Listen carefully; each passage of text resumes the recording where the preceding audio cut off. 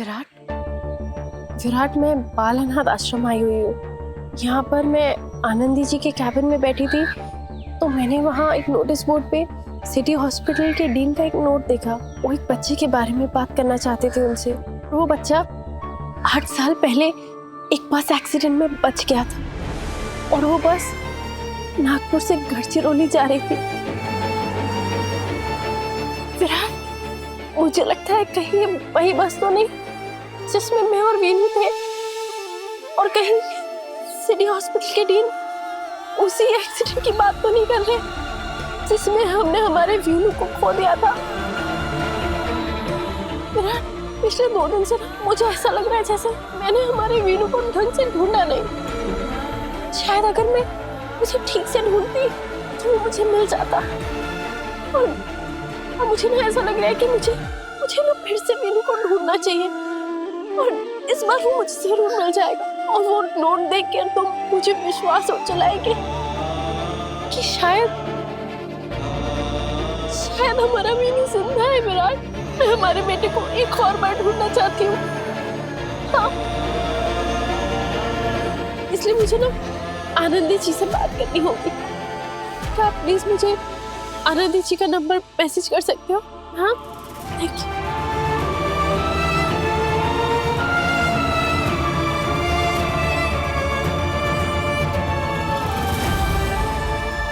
क्या मुझे विराट को ये वॉइस नोट भेजना चाहिए?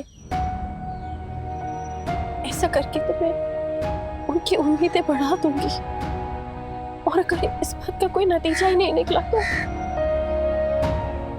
ऐसे किसी के भरे हुए जख्मों को दोबारा ताजा नहीं करना चाहिए। और फिर अभी तो वो इसी जबान की हालत में कितना परेशान है, ऐसे तो मैं उनकी दुखती रग पर हाथ रख दूंगी। नहीं, मुझे अभी उनसे कुछ नहीं कहना चाहिए। क्या करूं?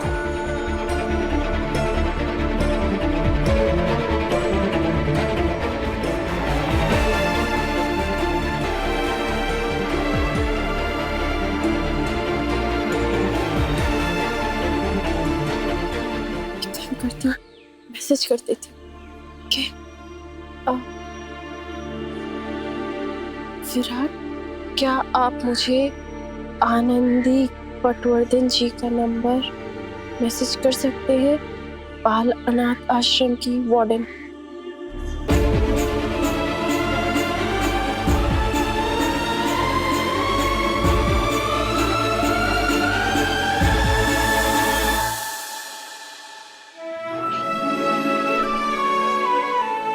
आ गई पत्रलेखा, इस घर में तुम्हारा स्वागत है।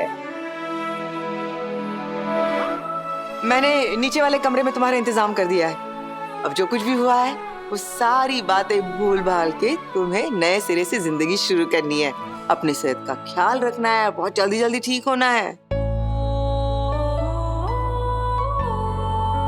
संभल के।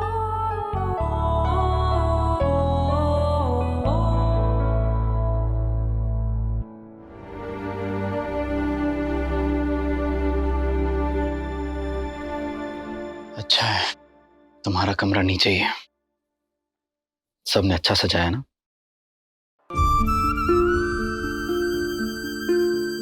बाकी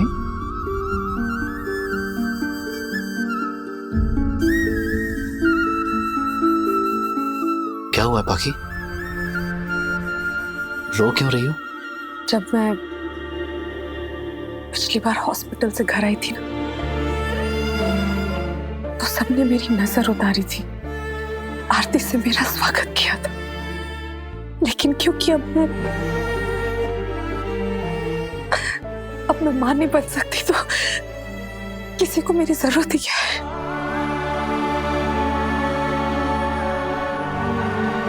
क्या क्या सोच रही हो तुम बाकी? अपने इस सदमे में तुम हर चीज को गलत नजरिए से देख रहे हो। अच्छा, सच सच बताना, अगर सब तुम्हारी नजर उतारते, आरती से स्वागत करते, तुम्हें सच में अच्छा लगता? तुम्हें ऐसा नहीं लगता कि सिर्फ तुम तकलीफ में हो और सब इतने खुश हैं, आरती से तुम्हारा स्वागत कर रहे हैं, तुम्हारे आने का जश्न मना रहे हैं। बाकी तुम्हें लग रहा होगा कि ये दुख और तकलीफ सिर्फ तुम्हारे दिल में है, लेकिन मेरा यकीन मानो, इस घर के हर सदस्य को तुम्हारा दर्द महसूस हो रहा है।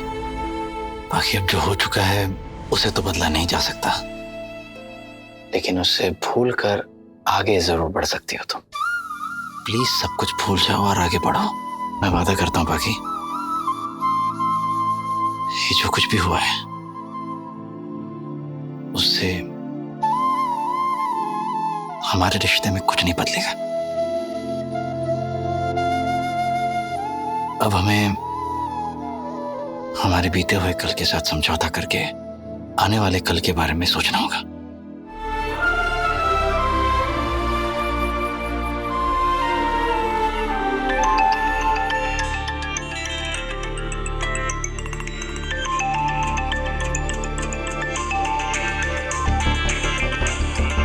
कहाँ गई थी तुम? बोलो करिश्मा, मैं कुछ तुमसे पूछ रहा हूँ। मोहित, तुम यहीं बैठो, मैं आ रहा हूं।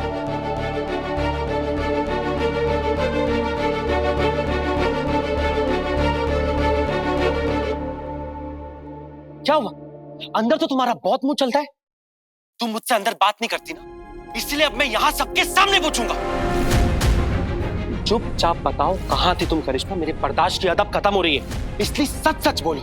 मुझे पता है तुम हॉस्पिटल में नहीं थी, मैं वहां था, इसलिए चुपचाप अपने मुंह से उगलो कि तुम कहां थी।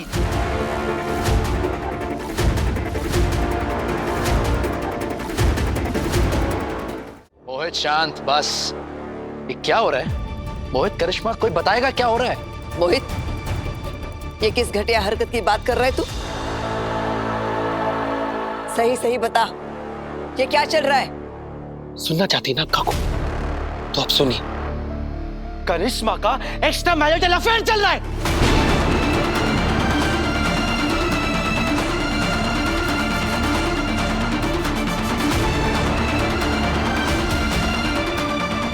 धोखा दे रही है ये मुझे। इसका किसी गैर आदमी के साथ नाजायज संबंध है।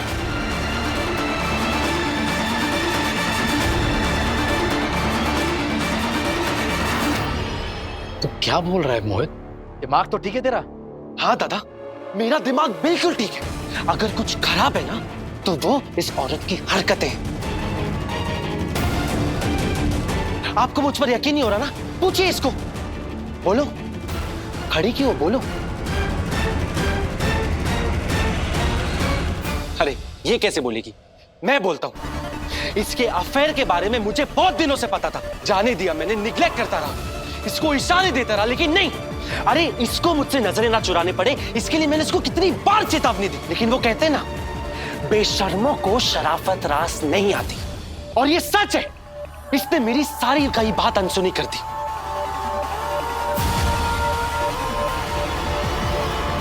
अरे हमारे घर में कितना कुछ हो गया, हम कितने बुरे टाइम से गुजर रहे हैं। घर के बच्चे किडनैप हो गए थे, बहनी का इतना मेजर ऑपरेशन हुआ है, लेकिन इस औरत को कहां फर्क पड़ता है? क्योंकि ये मैडम तो अपने बॉयफ्रेंड के साथ अय्याशियां कर रही थी।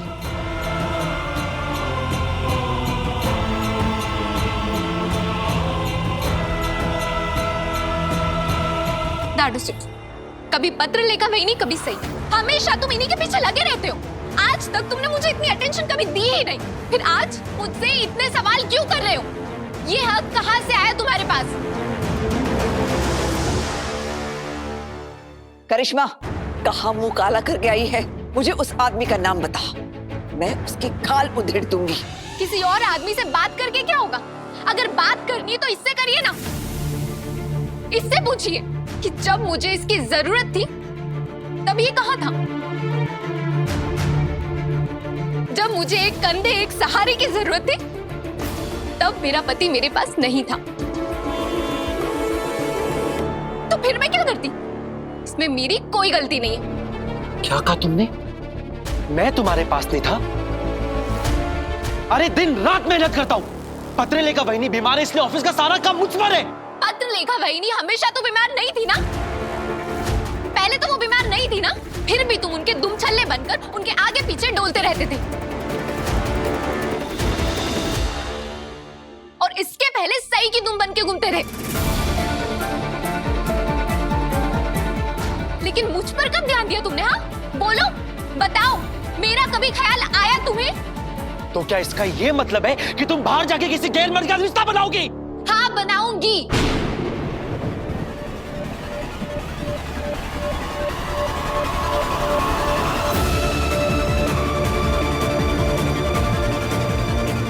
क्योंकि मेरा पति ना तो मुझ पर ध्यान देता है और ना ही उसमें इतनी मर्दानगी है कि वो मेरे साथ यहाँ रह सके। How dare you? Mohit,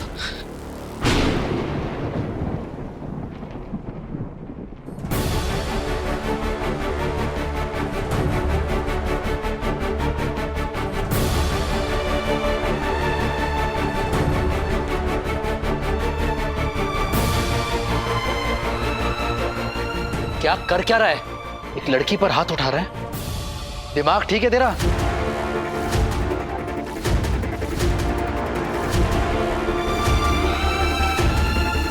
wow, तुम यही अपनी मर्दानगी दिखा सकते हो मिस्टर मोहित चव्हाण।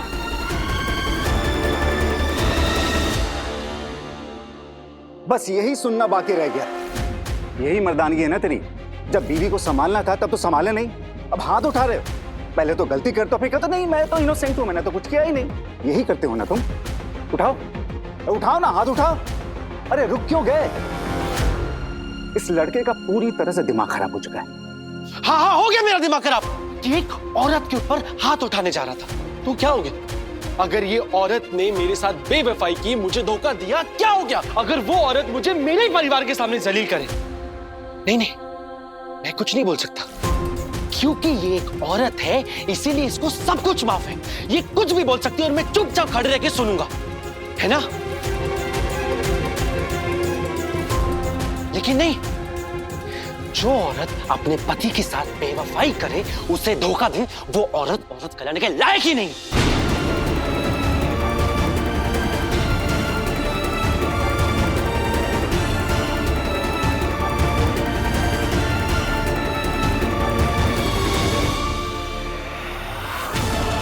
करिश्मा,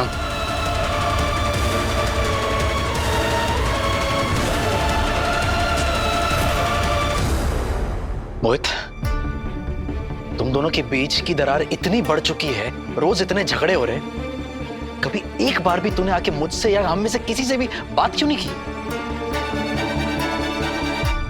जिस बात की हमें हवा तक नहीं लगी, वो बात उस जंगली मुर्गी तक कैसे पहुंच गई? मुझे नहीं पता काकू, मुझे कुछ नहीं पता। अरे अगर तुझे कुछ पता ही नहीं है तो तुम दोनों ने मिलकर अपने रूम कमरे कक्ष में ये बातें सुलझा लेनी चाहिए थी ना। सबके सामने तमाशा करने की क्या जरूरत थी? सोनाली, शांत हो।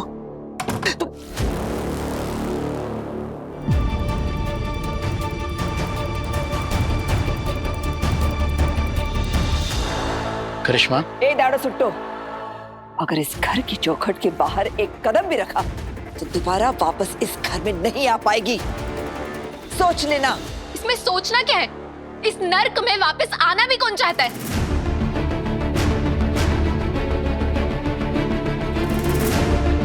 जहां मेरा पति मुझे नजर भर के लिए देखता तक नहीं है, जहां मेरी कोई अहमियत ही नहीं है। आप सबको हमेशा सिर्फ सही या तो पत्र लेखा ही दिखाई देती है, लेकिन करिश्मा किसी को दिखाई ही नहीं देती है। तो फिर मैं वापस लौटकर क्यों आऊंगी? मैं यहां कभी नहीं आऊंगी।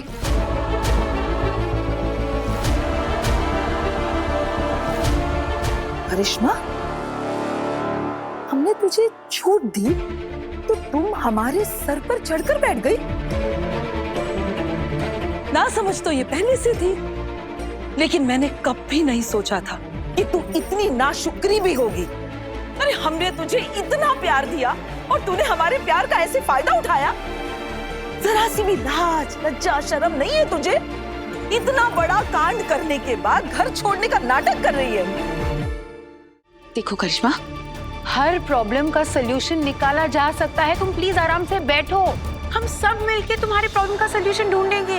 हो बड़ा, अब भी वक्त है करिश्मा, संभल जाओ बेटा। देखो, अगर तुम्हें ऐसा लग रहा है कि तुम अपने पति को छोड़कर अपने बॉयफ्रेंड के पास चली जाओगी और तुम्हारी जिंदगी सही हो जाएगी, तो ये सबसे बड़ी बेवकूफी है। अपना घर छोड़कर कौन जाता है? अपने पति को छोड़कर कौन जाता है? ऐसा कौन करता है?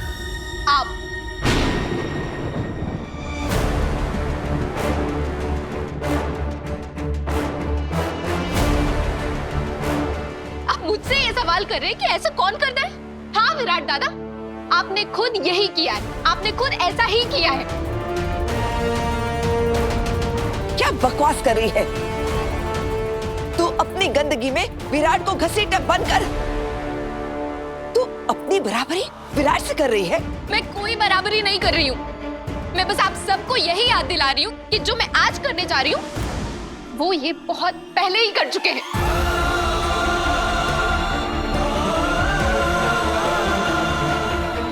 बताइए विराट दादा, बताइए, बरसों पहले आपने अपनी पत्नी को छोड़कर अपनी एक्स पत्रलेखा का साथ दिया था कि नहीं?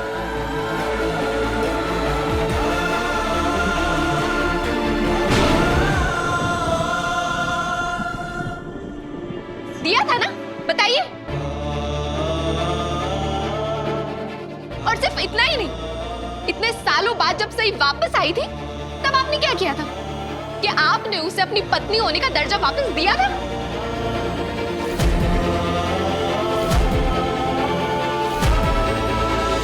नहीं, आप अपनी एक्स गर्लफ्रेंड पत्रलेखा के साथ ही रहे।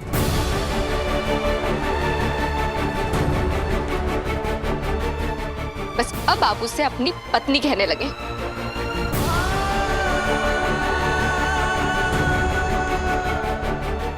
लेकिन सच तो ये है कि आपने अपनी असली पत्नी को छोड़कर अपनी एक्स गर्लफ्रेंड पत्रलेखा का साथ दिया था, उसका हाथ थामा था।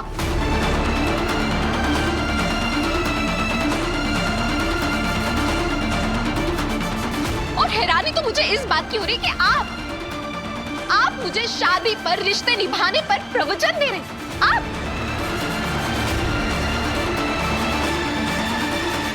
आप खुद के गिरेबान में झांक कर देखिए विराट दादा। बस ज़बान संभाल के बात करना करिश्मा। वरना क्या करेंगे आप? हाथ उठाएंगे मुझ पे? मोहित को तो आपने हाथ उठाने से रोक लिया, लेकिन आपको कौन रोकेगा? किसी और को राह दिखाने से पहले खुद उस राह पर चलना पड़ता है।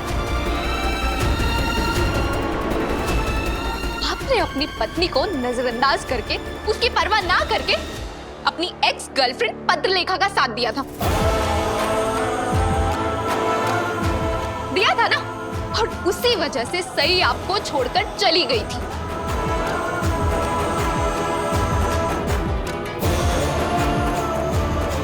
और ऐसा करके उसने बिल्कुल सही किया, कुछ गलत नहीं किया।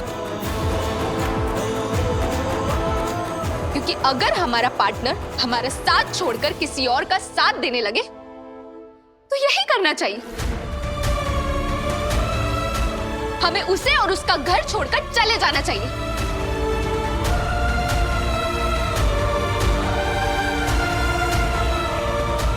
पहले सही इस घर को छोड़कर गई थी और आज मैं ये घर छोड़कर जा रही हूं।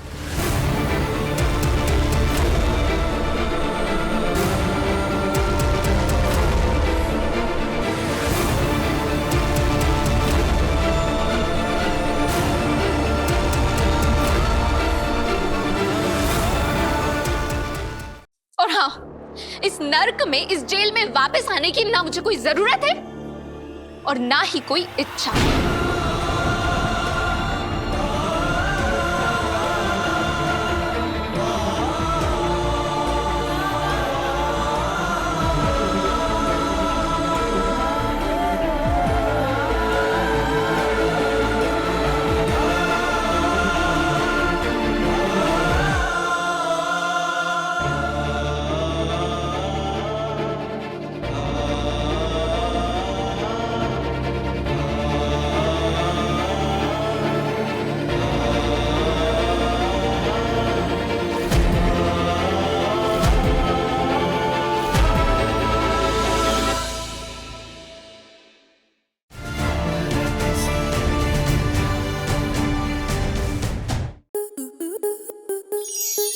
To enjoy more such amazing videos, subscribe to our YouTube channel.